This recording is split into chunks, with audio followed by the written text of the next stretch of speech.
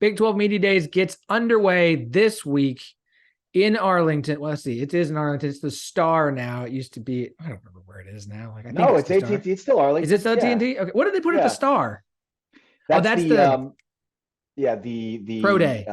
pro day. Thank you. That's I right. kept thinking of training camp, but no, yeah, pro day's at the Star now. Ah, Which you got me kind of excited. I live in North Dallas, so the Star would be great. I'd love for Big 12 Media Days to be at the Star. it Hate like not have to drive out to Arlington to do it. I get why they do it at AT&T Stadium, but it would make so much more sense at the Star because AT&T Stadium, you have all this space and you use It's too much space. it's weirdly too big. It looks bare.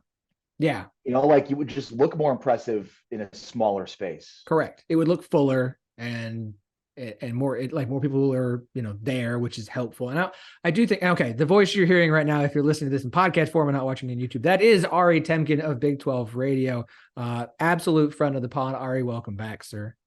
Yeah, thank you for having me. Sorry for jumping out of turn there, buddy. No, it's fun. It's fun. I'm good at this. This is how we roll, you and I. No, it's just the Star would make a lot of sense to do more things there and make it look fuller. Now, I do like that Makes a lot they more are sense for having. me. And I know Well, that for they're you, concerned with that too. yeah, you are a very number like at least number 5 on your marks most important list. I will say this: having all 14 teams there for both days does make a lot of sense with the size you have. Like I realize that there are certain days set for they will speak here and there, but they're all going to be there for 2 days, which I think opens up a little bit more because the problem is like you have the media for one team, they're there for day 1 and then not day 2. And so having more people there for both days makes it look fuller. I think is probably could be a positive. Again, we're not going to be there this year. Look, I got 3 kids and I love them. And it was make my 3-year-old daughter sad that that dad is not going to Bluey Live with her, that she doesn't actually know about yet, or go to Big 12 Media Days. And I chose my kids and my wife over the Big 12. Sorry, it's like my third love. Let's just call it that. Bluey's a classic show, by the way. That's a great show. It is an incredible show. Between the episodes that are absolutely hilarious and the ones where right at the end they find some way to emotionally stab you right in between the ribs, a little knife and twist, and you're just like, thanks, I was just gonna watch this before my kids go to bed, but now I'm okay. All right, it's cartoon, it's cool, it's fine, I'm not crying at all. I'm more emotional since I had kids, and I feel like I'm more emotional because I have 3 daughters. I don't know. I feel like that's. I think that's scientifically accurate. I think there's actual science. Yeah, that's science. Science. Speaking of science, that's what we're here to talk about today. Specifically, the science of picking the Big 12 preseason media team and poll. So Ari, of course, was a voter, a media poll voter, as were we. I did it. The 10-12 network submitted a ballot, and by the 10-12 network, I mean me personally. We were going to start with the team, but Ari, we have to lead off with this because you let this nugget fly on Twitter and everyone hasn't heard that you're the culprit just yet. One person gave Oklahoma State a first place vote in the preseason ballot. For those of you who don't know, that is Mr. Ari Temkin. We're very happy to have him here to discuss that. Look, I love the Big 12, but I bleed America's brightest orange as an Oklahoma State fan. And even I felt too ambitious. Was it a bit aggressive? Having them 5th in my poll. You have them number 1. So, and this is not like it. Look, if anyone's like, I saw people going on Twitter like, hey, that person should have their vote revoked, and I'm like, yeah, like what? Then everyone should, because no one's gotten anything right, hardly at all, for the last 10 years outside of when Oklahoma won the Big 12 for 8 years in a row. Other than that, like, who'd you put second? They didn't make it. They probably finished 7th. So, like, who cares? But I am curious your mindset behind Oklahoma State at number 1.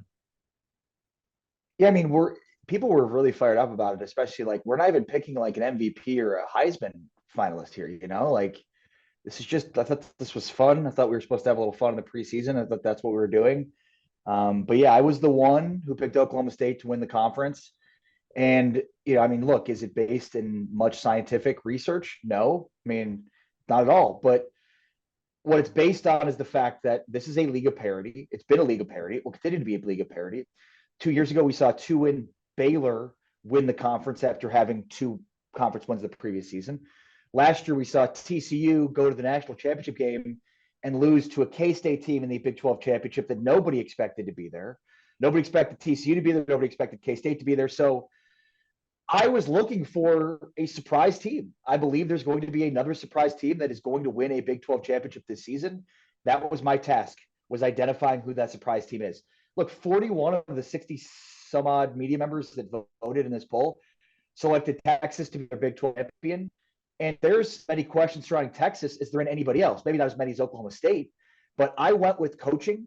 Now, granted, you might be listening to this and saying, what do you mean? Mike Gundy's only won one Big 12 championship. Yeah, but I'm talking about a coach that's never had a losing season. I'm talking about a coach that has 7+ 10-win seasons on his docket. He's the only coach, I think, in this entire conference you guarantee is going to be a successful coach this year and is going to guarantee they're going to be successful this year. And that's the reason why I picked him. Now, I went a little bit further than that. I do like Alan Bowman being back in the Big 12. I think he's learned a ton sitting for the last 2 years. I think he was in an offense at Michigan that didn't play to his strengths, and that's why he didn't play at Michigan. I think he's back in a team that leverages his strengths. We could sit here and say, well, if he's healthy, but I mean, we'd say that about everybody. If everybody's healthy, so it's obviously a big question mark, but I think Bowman and Presley, it's a great, quarterback wide receiver dynamic. And I'm buying what they do defensively. So look, I'm taking a leap of faith. I'm certainly in the minority here. I guess I thought that there would be more variety in the teams that were being picked to win the conference from those that cover the conference, because we've seen the last 2 years major surprise teams. And what the last 2 years tells us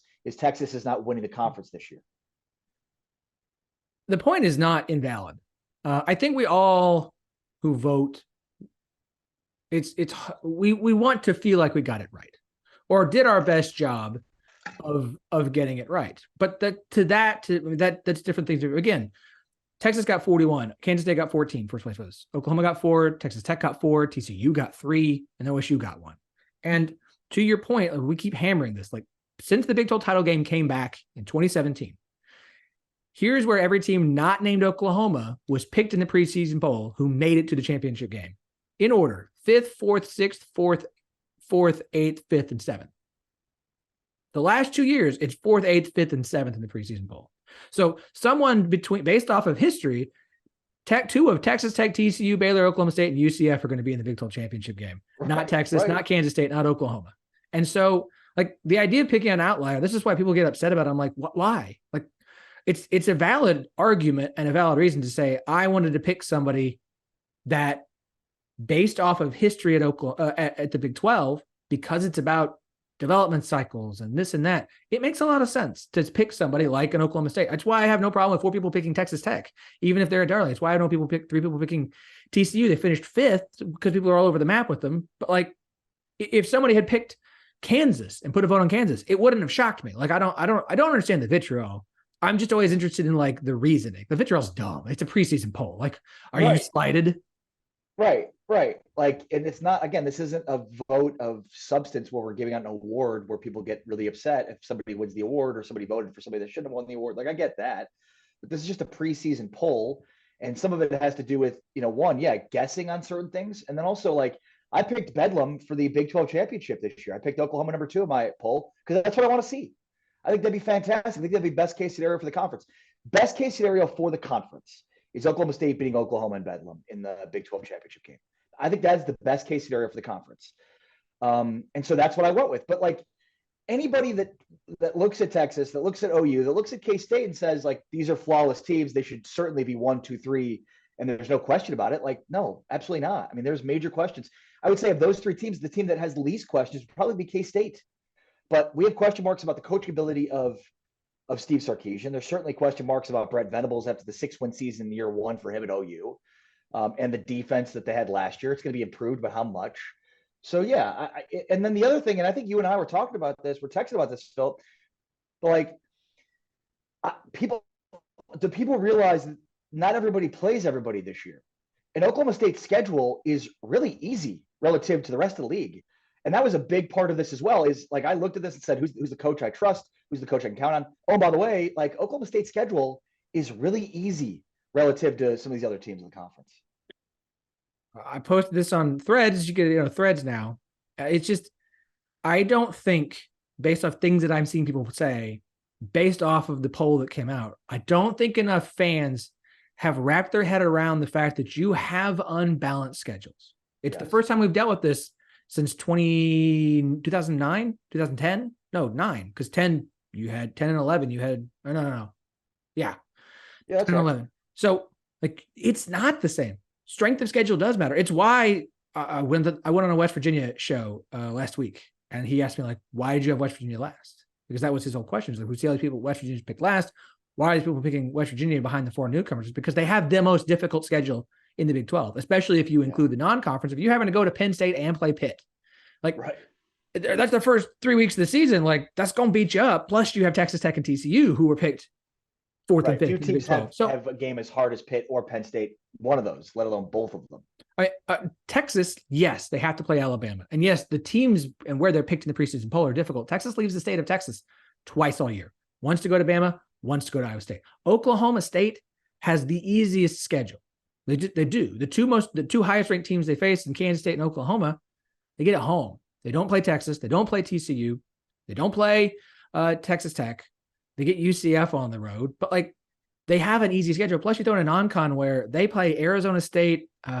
I can't believe I forget which FCS team, and South Alabama. And South Alabama might be the most difficult non-conference game they have. And that's actually a compliment to South Alabama, the defense they play. Like, their schedule sets up for them to have a good year. And let's all be honest. 9-3 this year is probably going to get you in the Big 12 championship game. And there's going to be a tiebreaker scenario. Like, bold prediction. There are 3 teams at 9-3, and tiebreaker decides which one goes to the Big 12 championship game. Yeah, I think you're right. I don't think that's that outrageous. The other part of their schedule too that I love for Oklahoma State is, like, they get, I think, their final 5 games, including all 4 of the newcomers in OU. But, like, their final 3 games are all 3 newcomers. And I would rather play the new teams at the end of the season than the beginning of the season, because I think one of the biggest things and issues they're going to face as a new Power 5 is depth. Because, 11 on 11, they're going to match up very well. All of these programs are going to match up with other Big 12 programs. It's the depth, though, of a Power 5 Big 12 program that I think will ultimately be the reason why all of those newcomers finish at the bottom of the conference. It's going to be hard to keep up with these teams through depth. It's the reason why a lot of teams struggle with Georgia, Ohio State, because they're just operating at a much higher level. Now, obviously, I'm not comparing Georgia and Ohio State's recruiting to the Big 12s, but it still stands in terms of the Big 12's recruiting consistently at a high level with more depth than the rest of those newcomers. So the fact that they have, and then the other part of this is the difficulty of playing, Power 5 game week in and week out. Like, that's the part I think that's hardest to transition into. And when you're used to playing, like, you get a few breaks here or there, you get a 2-win USF team when you're the American, you get bottom feeders that help you week in and week out. That's just not the case in the Big 12. You've got Power 5 opponents on 5-6 days rest. And so that's going to be Oklahoma State. Boom, boom, boom. 3 straight games down the stretch to play those 3 teams. Yeah, I can't find the stat in my phone, so I'm going to try and remember it as best as I can. The stat is basically, if you look back to the last time we had major realignment upheaval, TCU, West Virginia joined the Big 12. The first 2 years were fine and not great, but they were bad at the back half of the schedule. I think both teams went 2-4 in the back 6 in year 1 and 1-5 in the back 6 in year 2. Because I'm not saying that Cincinnati, West Virginia, Houston, and BYU do not have Power 5 quality starters on that roster. The question is the 2 and 3 deep, when injuries happen and late into the season, that you are dead on with. I want to play the newcomers in the back half of the year. That should give the 8 or the 10 remaining Big 12 schools an advantage in that situation. Now, the thing I want to ask you about, and this is the thing I don't think anyone can answer, but it's the thought that keeps going through my mind, is how do we use historical data like that with these 4 teams when you have an unbalanced schedule as opposed to a round robin? B, college football today looks so drastically different than it did back in 2011 when those new teams were coming in, because you have 2 years to prepare, 2 full years, including a full recruiting cycle that they didn't have. And you have the transfer portal, immediate eligibility, and NIL to help you bolster your roster in a way you did not back then. So does that benefit the 4 schools coming in to be more prepared than TCU and West Virginia were when they joined the Big 12 back a decade or so ago? I mean, I think in terms of, like, hey, here's the evidence that suggests new teams struggle in new conferences. And it goes beyond just the Big 12. I mean, there's evidence, from the Pac-12, the SEC, and on and on and on, that supports this. I mean, I think that's fair. I mean, certainly these circumstances are different. There's also something I'm sure you're familiar with from Bud Elliott called the blue chip ratio, which basically says, like, do you have, are 50% of your recruits over the last 4 recruiting cycles 4 stars or higher, blue chip prospects? Basically, what history suggests is if you don't have 50% of your roster 4 or 5-star recruits over the last 4 recruiting periods, you can't win a national championship, because history suggests that. Well, what about moving forward? Is that changed now because of this? The rules that you're talking about? Is this changed now because of the transfer portal? Is it changed now because of NIL? I don't know. I mean, TCU went to the national championship last year and wasn't in the blue chip ratio, and very few teams have even gotten that far, not being there. So I think there are a lot of trends and things that we can think about historically in this sport that I don't know that they stand up in the modern era. What I will say, though, is despite that, I think of all the teams, just looking at the combination of their roster, UCF is probably the most Big 12 like. And I know, like, that's a lot of people have been talking about that. I'm not the first person to say that. They're the most prepared to join the Big 12 currently because I think they've got an experienced quarterback. But I think this depth thing is a big part of it too. I would say just look at the makeup of their roster. They've got greater depth along their roster than any of these other rosters, independent of the other things and other factors that could make them successful year one of the Big 12. But Cincinnati basically is an entirely new offense. That's going to be very, very difficult. It's the reason why I have Cincinnati 14th in this conference. I'm going to tell you something. I don't think West Virginia is going to be very good this year. I guarantee you they're not going to finish 14th in this conference. Now, I had them 13th, but I think we're looking at Houston, Cincinnati, and BYU all finishing in the bottom 3 of this league. I mean, I don't necessarily disagree. I had West Virginia last just because I have also a big question on quit factor with West Virginia of if Neil Brown is fired early in the season or at some point midway through, like, how does that impact the rest of the year? And the fact that they won 5 games last year because they were able to beat barely a just absolutely limping to the finish line Oklahoma State team to get that 5th win. Right. Like, that was a 4-win team. There's still way too many question marks, but I get the point of, like, West Virginia is the only other school along with Oklahoma State to get all 4 newcomers on the schedule. And so maybe that does help them out. In a year where Neil Brown's seat is so hot, like, is that going to matter? Because, like, great, maybe he finds a way to work off 6 wins. Like, West Virginia's is just a whole different thing, and so many things can dive bomb that season. I mean, just again, you start 1-2 losing to Penn State and Pitt, maybe 1-3 losing to Texas Tech to start Big 12 play. Like, you got an interim by week 6, and so I have no idea. To the point, you said you have UCF the highest. That's not shocking, and you have the other 3 lowest. I just, like, long term, I'll ask this, and I want to talk about about your preseason team. Long term, do you feel like UCF is the team to have the highest ceiling in the Big 12, or is it somebody else? I actually think it should be Houston. It should be Houston for a few reasons. Number one, Houston has the backing. Tillman Fertitta is willing to fund a pretty, expensive football program. So, it starts there. Do you have the money behind the resources to potentially build it up? And they do. And then, I mean, it's Houston, Texas. So, I mean, you're pulling from an insane amount of talent. I mean, forget about trying to get the top flight talent. That doesn't even matter. Even if you don't get them, you're still looking at, 3 and 4-star kids that fall through the cracks because they're not at the top of the top in terms of Houston. But it's not just Houston. Because Houston is so close to Louisiana, Orange, Texas, that, Texas, Louisiana border there, like, you can now go over and, just a few hours away from Houston, go into Louisiana. So I think now, look, obviously I understand Orlando. I understand UCF has some money. So all those pieces are there. I think they're both in good situations, but I think Houston could be the team that has certainly the highest upside, probably more so from the Tillman Fertitta thing than anything else. So somebody noted when it came to the Big 12 preseason team, something that was very unusual. Your offensive player of the year was not the unanimous pick for first string quarterback. If you think people are mad at you about picking Oklahoma State as number 1, how do you think they're going to find out how do you think they're going to feel when they find out that my offensive player of the year, Jalen Daniels, is not who I had as the first string starting quarterback Will Howard, which I understand doesn't make a lot of sense, but I needed to put both in there. And because I think Will Howard, I just like the reasoning is simple.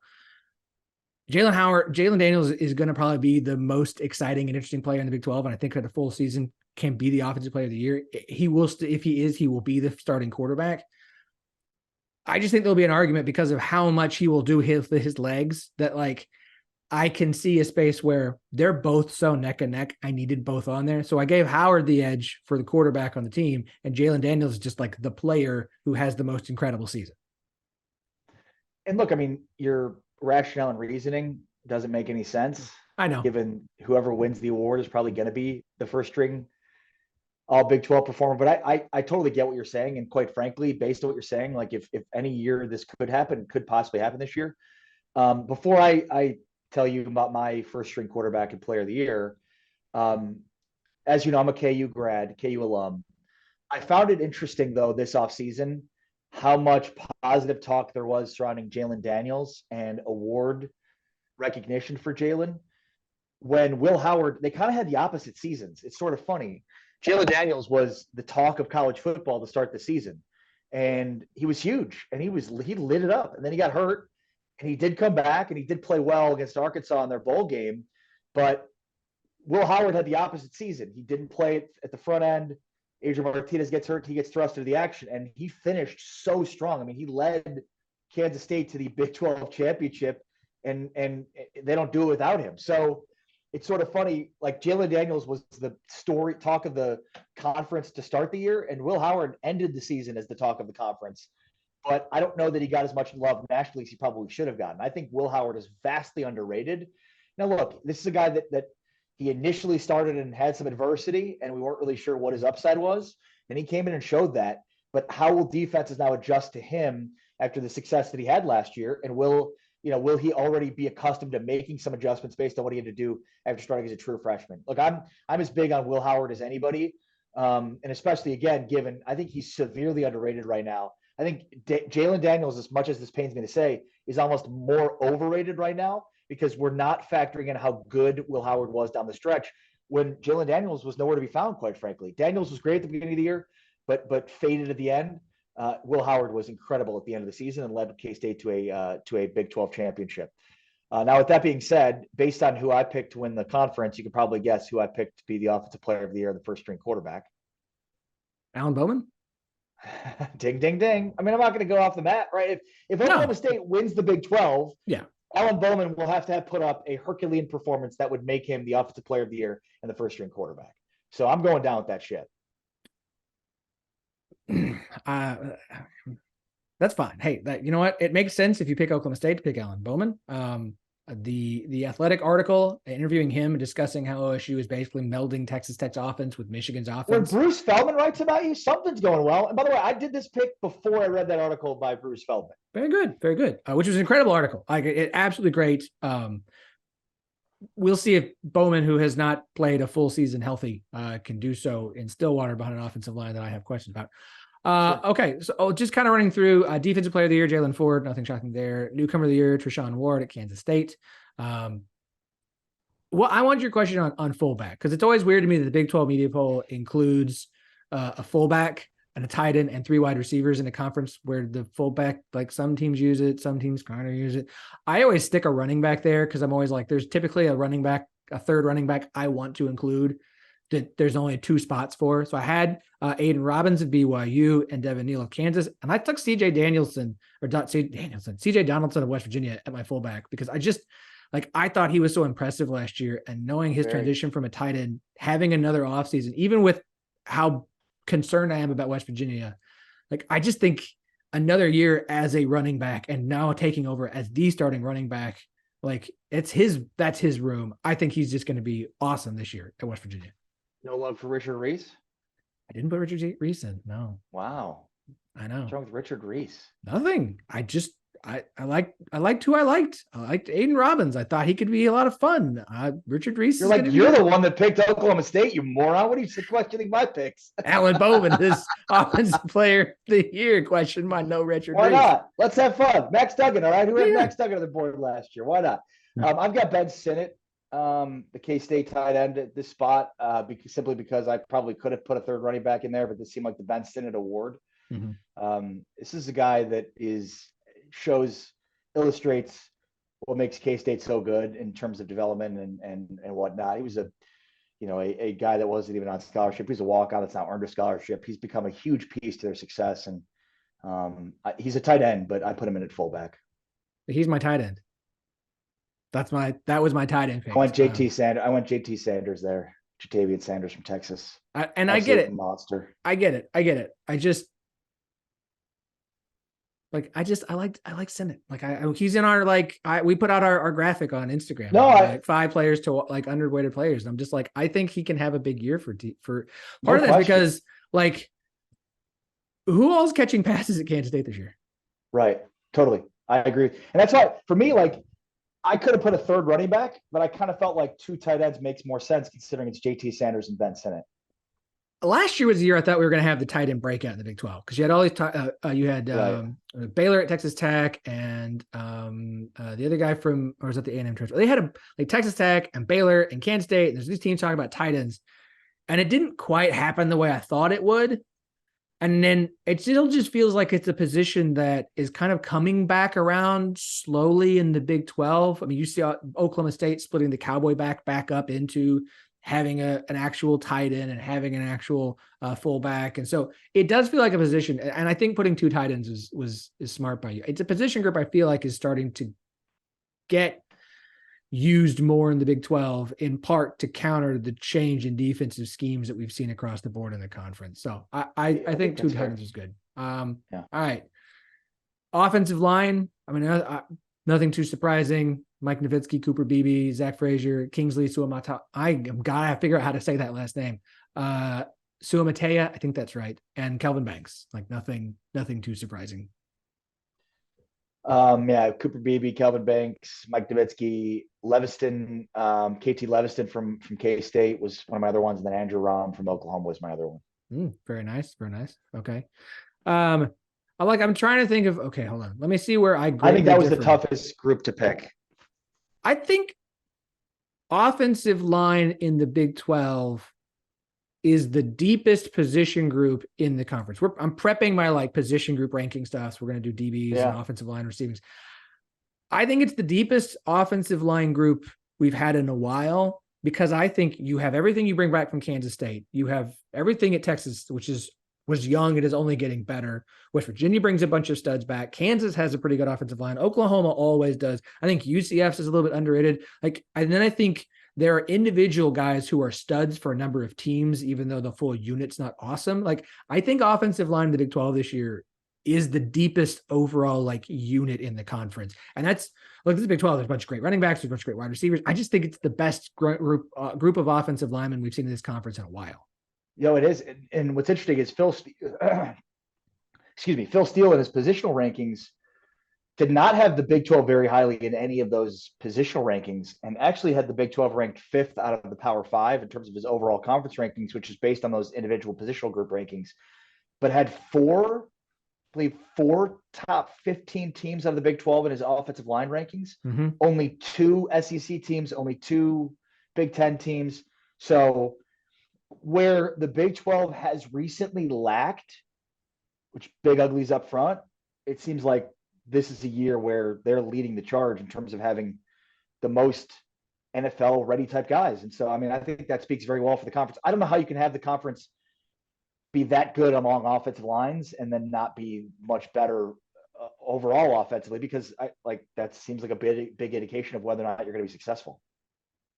I agree. All right, let's look at defensive line. I agreed on Dante Corleone. I agreed on Ethan Downs. Where I differed a few spots, I had Gabe Hall from Baylor. I had Byron Murphy from Texas and Khalid Duke from Kansas State, as opposed to Dominic Williams from TCU. We both had Byron Murphy and Jalen Hutchins from Texas Tech. So I had Colin Oliver for you. Colin Oliver's a linebacker now. Yeah. He's at linebacker on the team. He's at linebacker. Khalid Duke's a defensive end now. Why can't they just be both? I put Colin Oliver in my defensive line. Okay. The dude's going to rush the passer, and he should be rushing the passer. He's really good at it. This is the one thing that the Big 12 is all right, we have you're putting 5 defensive linemen on the team. Who's starting 5 defensive linemen in the Big 12? Yeah. You got a lot of 3-3-5, right? Right. So you're doing 3-3-5, but let's go ahead and put 5 defensive linemen. I'm like, okay, well, there's going to be a line, and there were debates, like with Baylor 2 years ago, and it's like, was he? I was literally like texting guys who cover teams, like, okay, is he a defensive lineman, a defensive end, a linebacker? He's like, yes. And I'm like, great. Let me just go ahead and let me pencil him in as all 3. Excellent. Thank you so much. So you get 5 defensive linemen. Off linebacker, I've got Jalen Ford, Colin Oliver, of course, and Danny Stutzman was who I had, and that does not line up because Colin Oliver, Johnny Hodges, and Jalen Ford. So I had Stutzman over Hodges. So I had Oliver in my defensive line because I just can't keep track of where these guys are going. And Colin Oliver, and as a freshman, had like a boatload of sacks, so rushed the passer. One of the guys I think is severely underrated is Bothroyd from Oklahoma. I put him on my defensive line. I think this is a guy that everybody's going to remember at the end of the year. I had Deshaun McCullough as a linebacker. He's actually my defensive player of the year also in the conference. The transfer, but he's not. This is an interesting one, but he is not my newcomer of the year. He's a newcomer. Deshaun McCullough is a transfer from Indiana to Oklahoma, who was a monster last year. I actually have Trayshawn. What's the Kansas State running back whose name is Trayshawn Ward? Yeah, he's my newcomer of the year because I just think almost 7 yards a carry, and in that offense that needs a good running back, I think he's perfect. Anyways, so I have McCullough. I also had Jalen Ford at linebacker. Gabe Hall was another guy I had. Tavondre Sweat from Texas was another one of my defensive linemen. So I think I went off the board a little bit on some of these picks. No, I just again, but for Colin Oliver, you're going from a 4-2-5 to a 3-3-5. So Colin Oliver just moved to linebacker because and that is the thing of if you're gonna have 5 defensive linemen in a conference where it really uses 3. Right. Why are we doing this? How many hybrid DE, LB, DTs do we have in this conference? There's a few. So just use linebacker and defensive line how you wish to get the guys you want into the first team. Right. Defensive backs. Let's see. I got to switch back and forth here between the original. I had TJ Tampa, Kendall Daniels, Kobe Savage, Jalen Catalon, and Josh Newton, which is all right. So they had Kobe Bryant in the official one. And I can't see which one's different. Does it have Catalon? Catalon. Okay. So that's the difference. I have Billy Bowman, Bo Freeler, Josh Newton, and TJ Tampa. Oh, also Kenny Logan from Kansas, who was a first team all conference player last year and somehow did not find his way on the preseason list. I know. It was so hard with somebody to be like, well, and I got to leave out. And then this is probably if offensive line is not the best, this is probably the best. Which is what you need in this conference because there's so many guys that have to play on an island and play multiple and so, but I think the talent. I think this does speak to the talent level of you can make arguments across the board of well, so and so should have been in there. Okay, I'm not going to argue with a lot of them. Right. I'm just not. Right. And now my rule is always if you're going to put in one, you got to explain why the other one should go. But it's just there's so much. It's made me reevaluate one thing, which was it feels like this is one of the reasons is Oklahoma, because their schedule is so easy. Good job, Big 12. This season, why they're picked preseason. And I do think schedule is the reason Oklahoma is preseason number 3 is because that schedule is so easy. But because the feeling's been the Big 12's on a downside. Last year was an upcycle, and this year, because I'm not as high on Texas Tech as the dark horse as I was Kansas State as the dark horse last year. It just does. I still feel like they're a year away. They've got a lot of good things about them. They should have a great year. They could get there because again, I think 9-3 with tiebreaker could do it. But I'm coming back to Randall. We lost a lot of good players. It still feels like there's a ton of good players, and this team, this preseason team, barely has anybody from the 4 newcomers. I mean, what was it 3? No, 4, because BYU had 2, Cincinnati had 1, Houston UCF didn't have any, which is insane. I didn't have a UCF. I had Matthew Golden from Houston in mine, Aiden Robbins from BYU, Dante Corleone from Cincinnati, Mason Fletcher from Cincinnati, and then Kingsley from BYU. But I didn't have a UCF player either.